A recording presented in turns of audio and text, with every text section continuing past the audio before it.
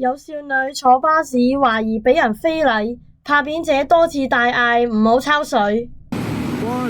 咪抽水喎！呢個靚妹，我點樣幫佢啊？但係網上片段可以見到一名少女呢，當時係坐緊呢，係喺前排座位，而佢後面呢，就係一個背心漢，而拍片者呢，就見到背心漢呢，係試圖喺度摸嗰名少女嘅胸部，然後多次大聲叫：喂，唔好抽水啊！但無奈車上冇一個人係聽到佢把聲，而當架九巴開車之後呢，嗰名背心漢仍然冇停止㗎。